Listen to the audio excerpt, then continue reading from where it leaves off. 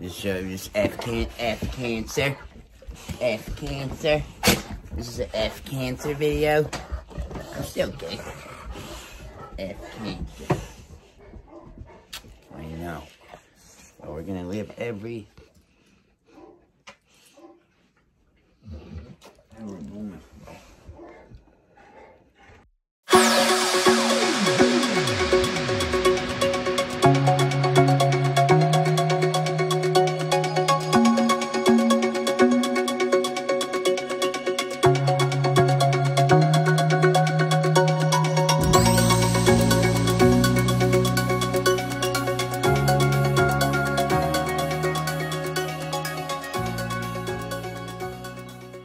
We're here with Kong.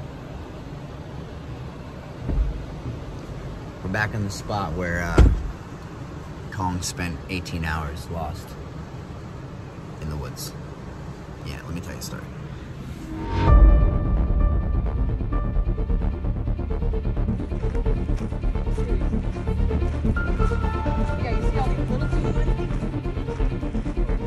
This is the backside of where I went through to find him.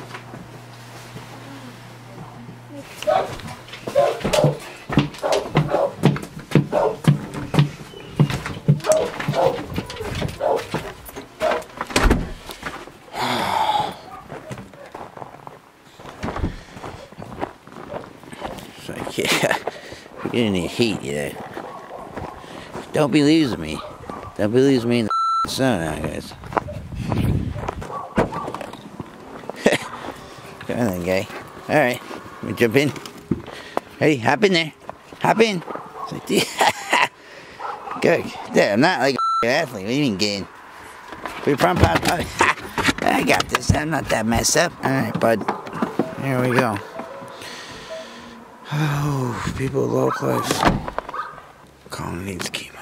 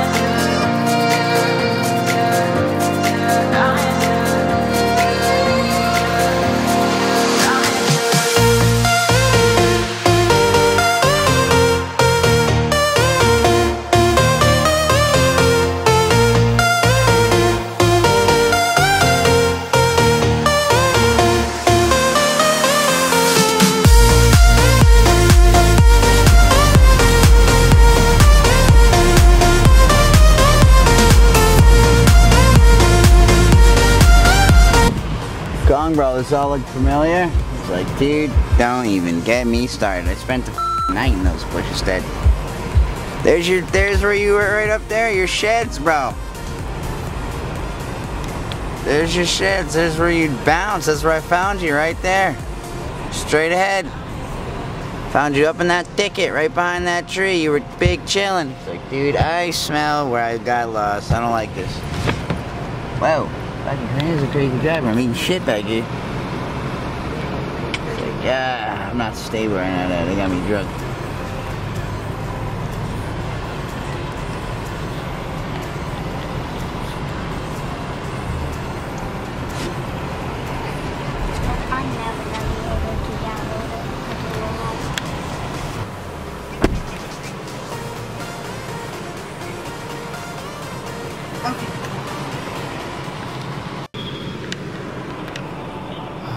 People's whole life. My God, we're better. Yeah. We are back here again. I'm going to tell this story throughout the day, but I'll probably revisit a couple little spots here and tell this little absolutely ridiculous story, but this is my first introduction to what's actually going on with this dog. You know, we're going to try to not carry sorrow through this, and, you know, I've read a lot. I've seen a lot. I've seen dogs that have been 2, 3, 4, 5, 6 years. Hey, I'm good. How are you? So I'm all right. Well, positive energy, positive vibes. This is not a disease that we, unfortunately, it's not a rare thing. You know, we see it every single day. I've seen lymphoma every single day for 17 years. Okay, so that's how common it is. Some breeds get it more often than others.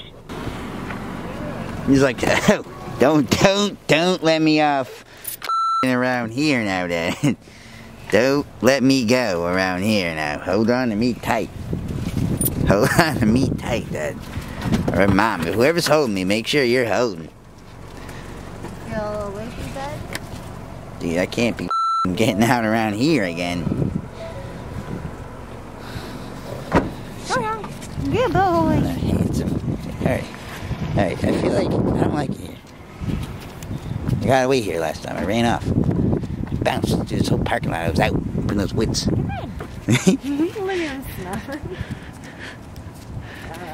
I don't know about this shit.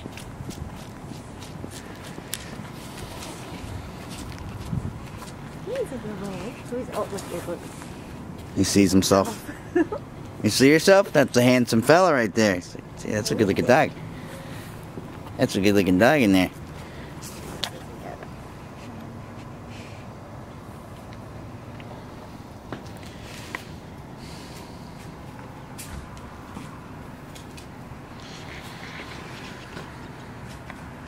He's like, sure. Huh. Is that where the dogs go around here, huh? Okay.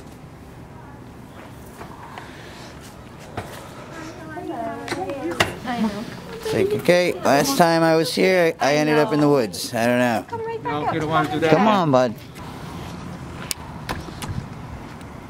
Poor guy looking like a f***ing, looking like he's a devil, dude. He's like, what are you doing to me, guys?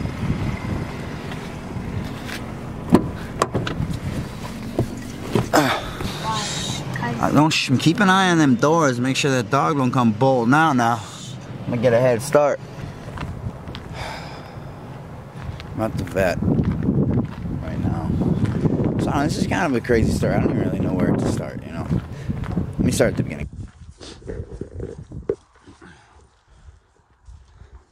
What's up there, big guy?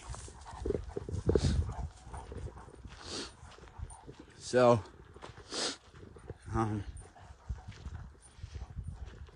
y'all know I'm always like, well, I'm like a real, I don't know, nothing makes me, I can't even think straight, really. As you can see, like, he's there, you know, he's good, but,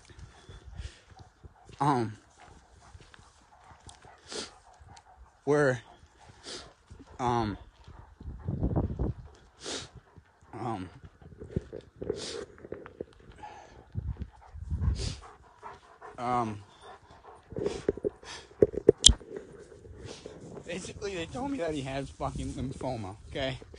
So that means, I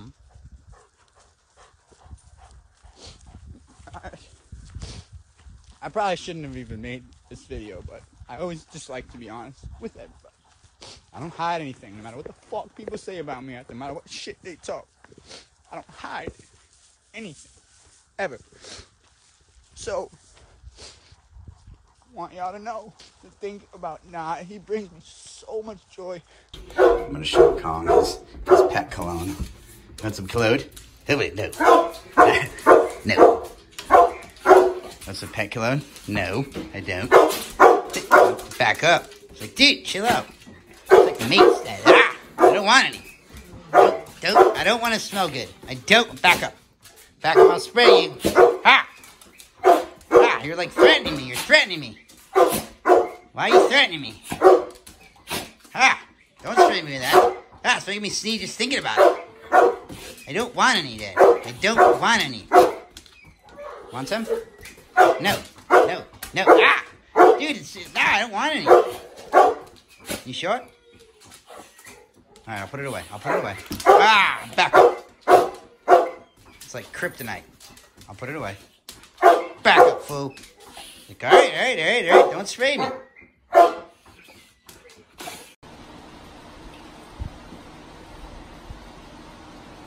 You ate my beef? You ate my Mongolian beef? Are you serious? Bro, that's not cute when you eat... You. Are you tired or something? I don't care. You ate my shit. You stupid smile. Look at your tail.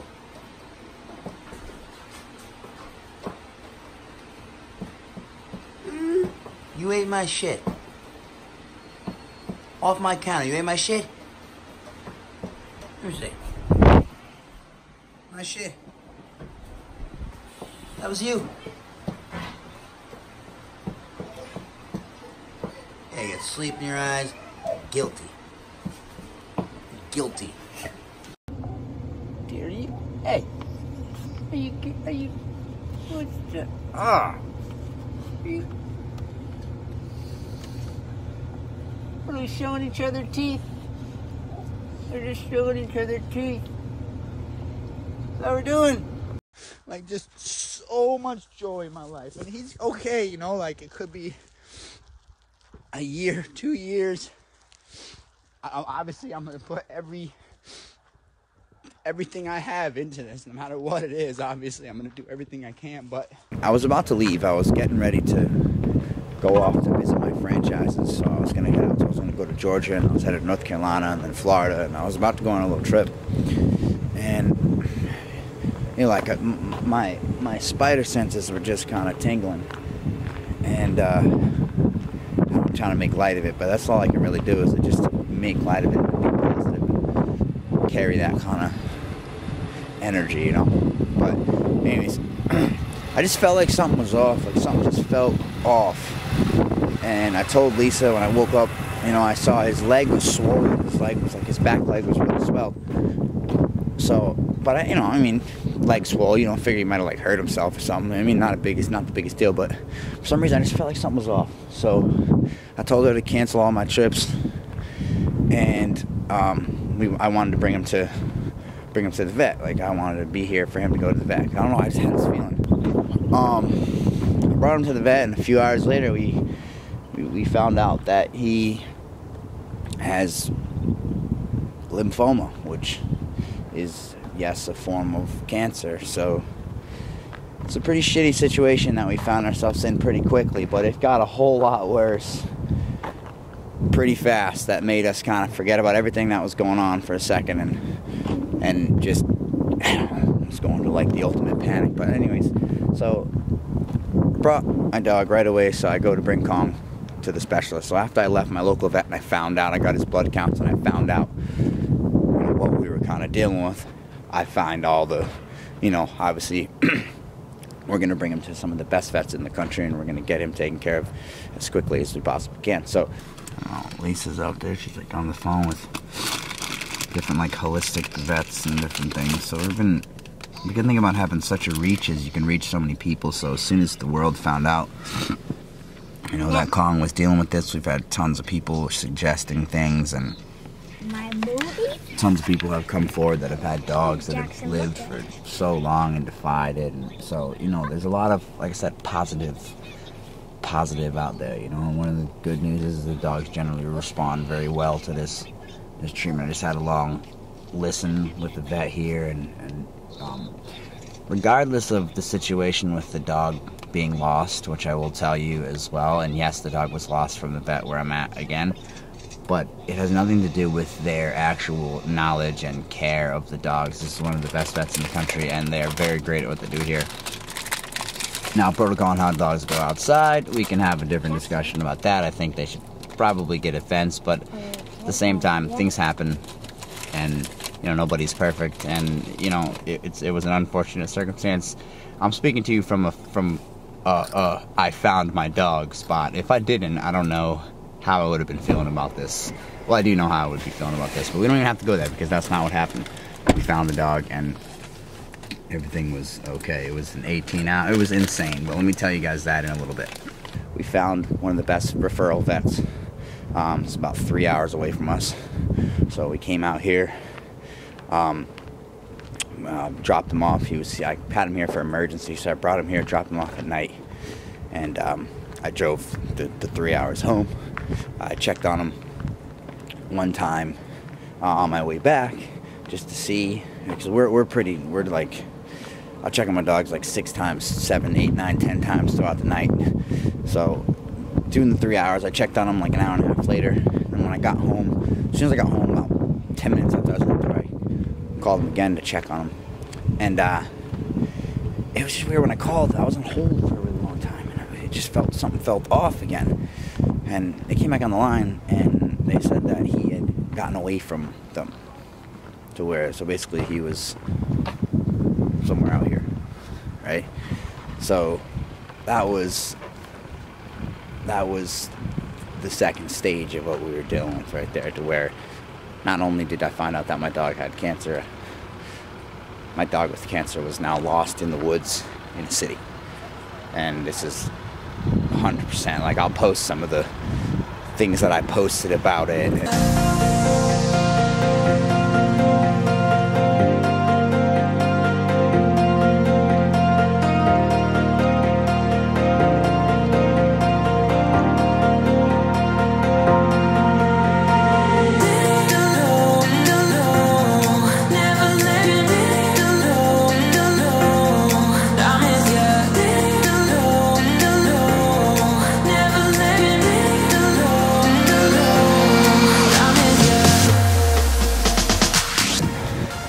Showed you where he went into the woods, and I'm just going to run through once he gets back out of his first treatment.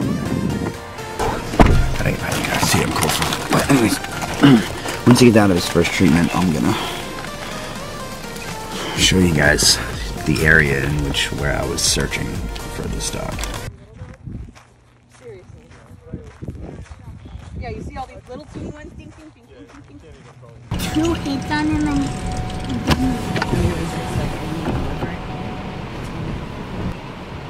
I found him right in there. He was like up like that side, but that's where they said he ran through, is right there. So it's like, do you remember this spot? He's like, I remember this spot.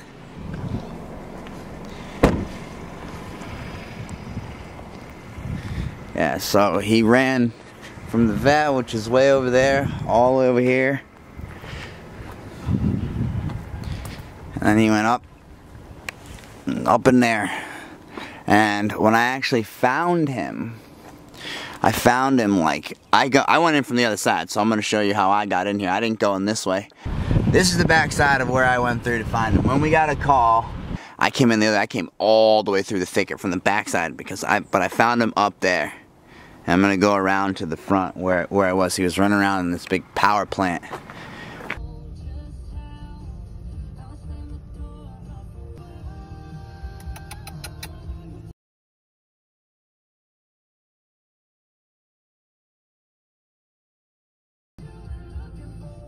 Come on. But imagine losing your dog, like here. Imagine that, right? This is what happened. And on top of it, you got, you know, that them putting him out there like he's like an escaped like convict, you know, and he's like gonna like run up and harm everybody that he runs. Like, the dog's harmless.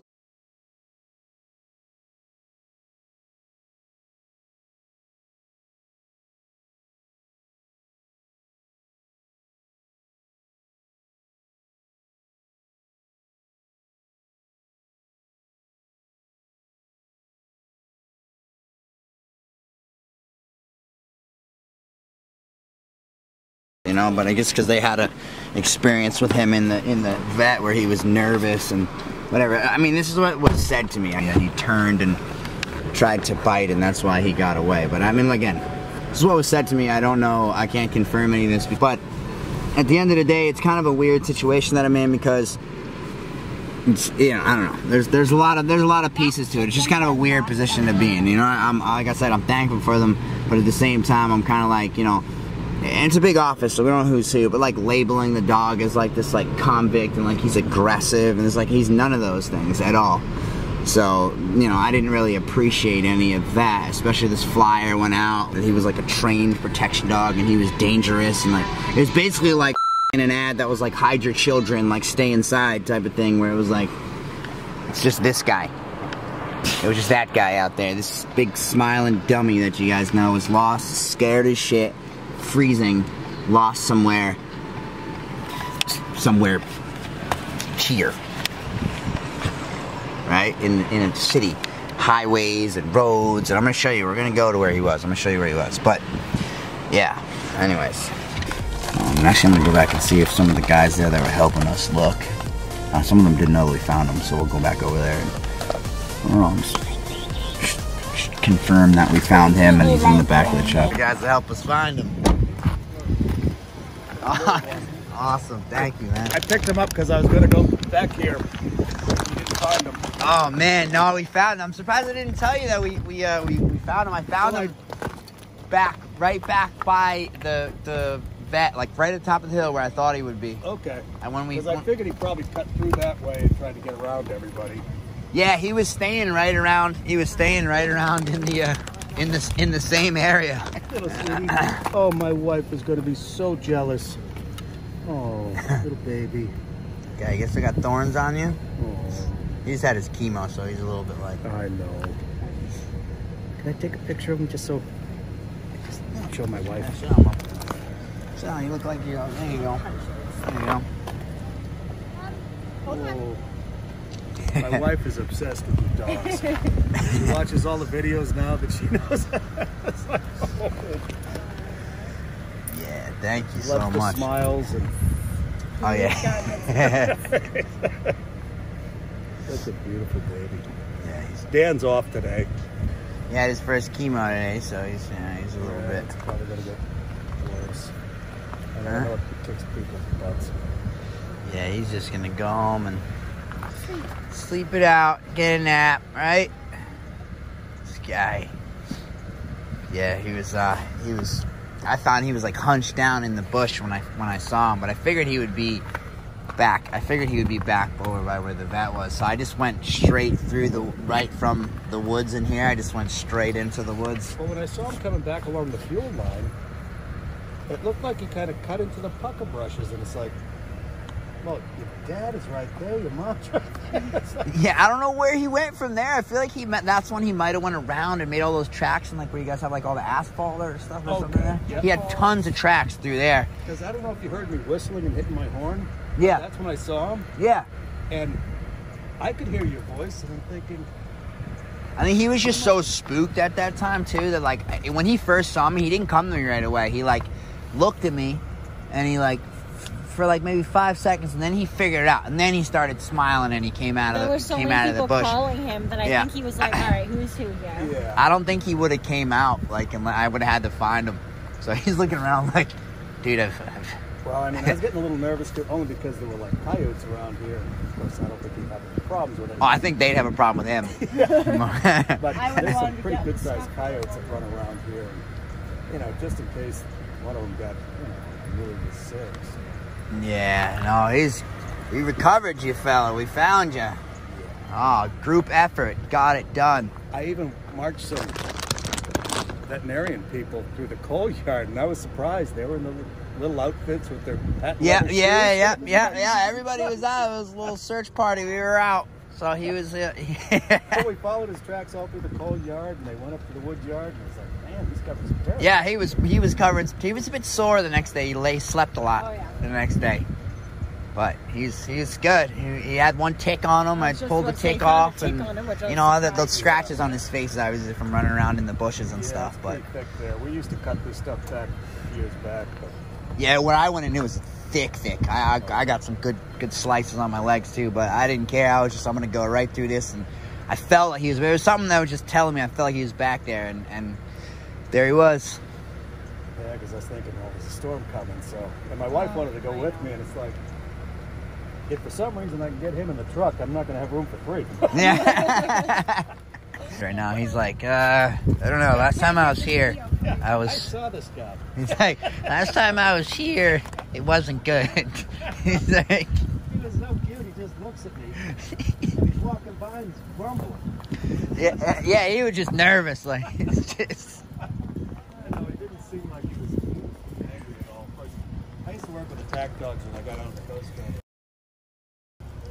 Yeah. I don't know, they all turned into babies when they were with me. Well, that's what their initial thing, like, was with them, is because that's actually what, like, I do for work. That's what I do. I train protection dogs. That's, like, what I do. But he's not a trained dog, and that's what I was trying to say. He is just a regular dog, house dog. He has no training. He's just a regular dog, so he doesn't have any of that. And the thing is, it's like, it's a sad mark that protection dogs get because they're not rogue dogs, because they went through, you think about it, like, if a dog is ready for World War, regular life is like Disneyland. They're not spooked by nothing. They're like, he wouldn't care. They'd be totally normal, and they could care less when they're working dogs, you know? So they're much actually safer than regular dogs, you know? So when I was with the guard dogs, they used to jump up on me and put their arms around me, and I'd hold them just so the other guard could walk away. Yeah. But you know, it's definitely you know, a really emotional thing to deal with. Well, we just try to keep positive energy on it. Like, I'm gonna keep saying that. I'm gonna, like, not gonna, like, doom this dog. Like, you know, we're gonna beat this. You know, we're gonna defy this. That's what I want for him. That's what we're gonna do. We're gonna put that type of energy into it. It's the only energy we're gonna put into it. Positive vibes. So in the comments, full cancer, positive vibes only. I'm talking. That's what we want. So. No, I'm not. But yeah, there's a lot to the story, so I'm gonna have to interject and put in different pieces here and there. This is the backside of where I went through to find him. When we got a call, he was right here. This is the first place. Oh, there's one of the guys that helped us. Hey. They said he was right here, right? So he was right here in this road. And I was like up there at the time, so I came running down and I was calling him, and Lisa was kind of up that way. But you can't see it anymore, obviously, because it's all froze. In there, I went all the way back to the back side of there. You see, all these are like mega thorns and all that too. But this is a power plant, and that's the other part of where he was at. So we first spotted him here, right? And then I couldn't get him here because I never saw him, but it was just a sighting of him. So I think he went up that way, and then I can't actually go into the plant because we were looking for the dog. It's the only way I could go in there. But I'll bring you down to like the railroad tracks. We can go down to the railroad track. I'll show you. We can't actually go into the power plant because it's a power plant, and the only reason why they let us in there is because we were looking for the dog. The second spot was right here. He was inside. He was down there in the road at first where I showed you, and then the guy started honking, and apparently he could see him in the thicket, in there, like inside of the thicket. He had an eye on him where he was like on this back fence. Yeah, but we're talking about you. He's like, yeah, I remember being in there. I was in there. So, like, I was really so hopeful when they saw him in there. I was like, okay, I'm about to go get him because they said they could see him. So I'm like, oh, if you could see him, like, I'm definitely gonna get him.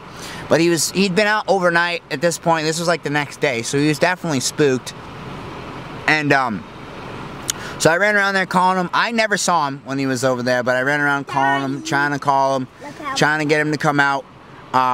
But I actually never saw him in there. But I walked up and down back in here. So we were all in here calling, looking all around, looking for him. Never found him in there. So, but we were up here at these train tracks the first night.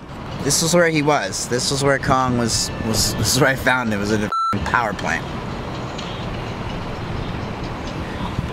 Were you getting some radioactive waves, guy? Dude, it's hot right here. Turn the cooler on. So in there was like tons. There were so many footprints, and that's when I started thinking about it. Where I was like, okay, footprints.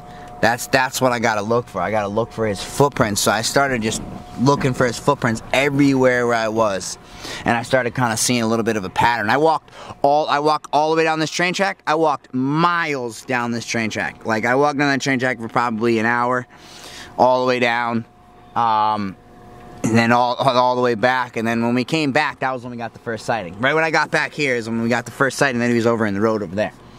So, but at that point, I got to figure out that I knew he was staying in the general area. When I came in at night, it was really, when I came in at night, it was really hard to, like, get a bearing of, like, where we, you know, where we were, where I was. I had no idea. I hadn't been here. I didn't know, like, I don't know where the hell I was. So they just kind of, I had my friend out here looking. We called her. She lives like 20 minutes away. So she came out and she was looking before us because it was 3 hours for us. They called me at 11 and I didn't get back here till 2 o'clock in the morning, you know. But when I got back here, like, I was just in a random development and my friend was with like one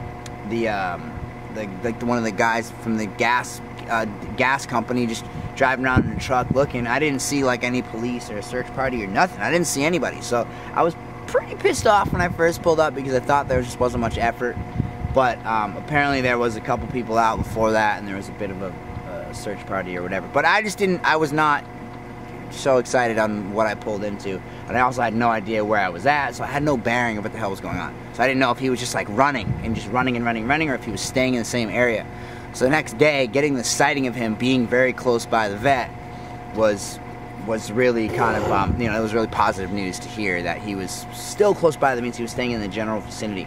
And I dealt with a lost dog before. I could tell this story at another time, but I know kind of the pattern of if they do stay in that general vicinity, then generally that's what they're going to do.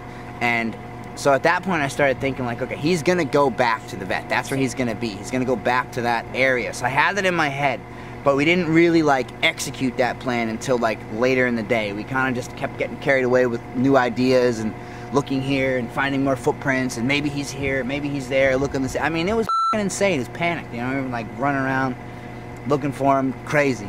Yeah, quite the experience, let me tell you. So I found Kong all the way back in there. And I'm gonna tell you how I knew he was in there. Holy, look at I got nettles all over me and just,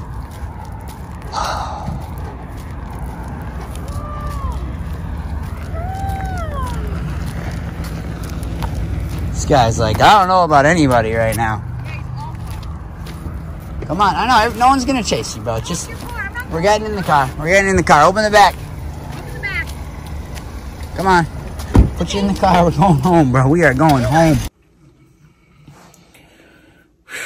Excuse me, I'm a bit, like, just, like, overtired and all, but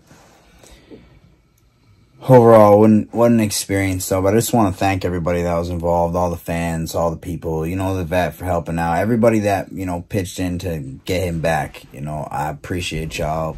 Salute to y'all. Love. Like I said, you know, it's a bit of a weird situation, you know, for a bit. And obviously, I was pretty emotional and upset at different points during this. The thought of, like, almost losing him so fast in that moment, like, just, man, if you didn't already appreciate the moments and appreciate the time, it just brought me back to just, like, you know, like I said in the beginning, let's not harp on sadness, and let's, you know, love and have every day and be blessed for every day. And, you know, we're going to beat this. You know, we're going to beat this. And that's the overall narrative here. We're going to beat this. You know, we are going to defy what they're saying. That's what we do. We defy shit. So that's what we're going to do. So, but I just wanted to thank everybody that was involved. Thank y'all for all the help, man. Thanks to the fans, man. And full cancer down in the comments, man. Kong strong. Love y'all. Appreciate y'all for tuning in. This was not obviously a good one, but like I said, we're not going to harp on sadness. It's just not. I'm just not going to do that. You know, we got time and we're going to enjoy that time. I love y'all.